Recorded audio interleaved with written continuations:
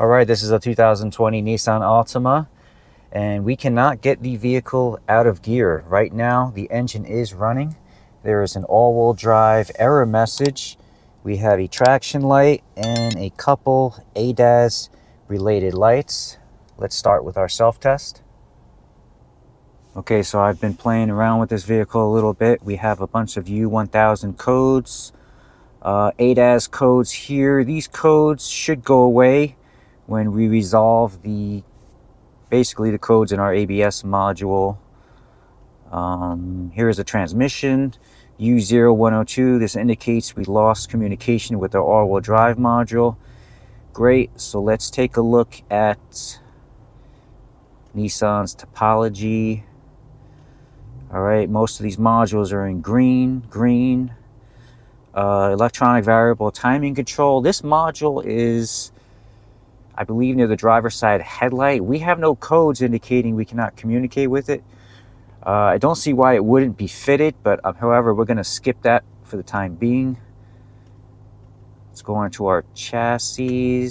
Okay, so we have no communication with our four-wheel drive module here. So here's a diagram for four-wheel drive. We have a fuse block, and we have these 3 fuses here.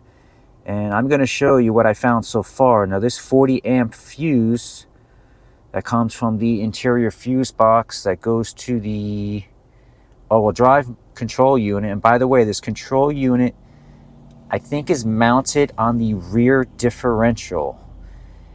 And the customer already said he drove through some puddles. They tried asking the customer questions. They couldn't get a straight answer out of him. So more than likely, who the hell knows? Maybe he drove through a river. But I'm going to show you the fuse, this 40 amp fuse that keeps blowing. Okay, so here is the fuse that I removed already. It's supposed to be 10 amp, but they had a 25 in. Anyway, I ended up putting anything in, which is a 15, and that blew right away. So we've got to figure out why this fuse keeps blowing.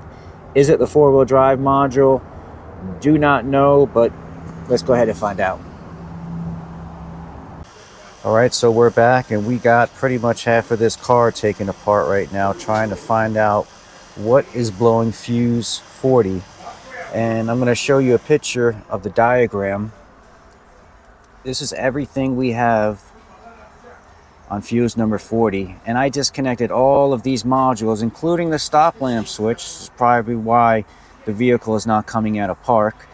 But we disconnected all these components, and there is still a short to ground on our fuse 40. So we got a good look behind the radio, and we can see that there is a harness that is melted.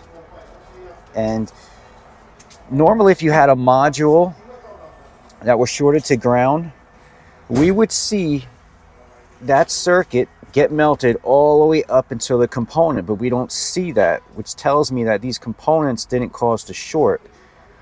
And all I can see is that little bit of melted wire behind, the radio. So this whole dash is going to have to come apart, and I have to trace down where exactly that wire got shorted, because I don't want to throw a harness at this car and have the same thing happen all over again. Now, I'm on Nissan service information right now, and I can show you a picture of the harness, where this harness is located.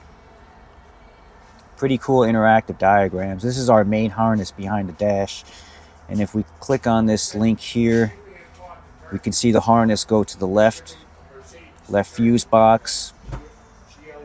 We can come and click this B link here. Comes to our lower console. So they got quite a bit of work they still got to do. If I do get back to the job, I will give you an update and let you know where this short is originating from. But until then, thanks for watching.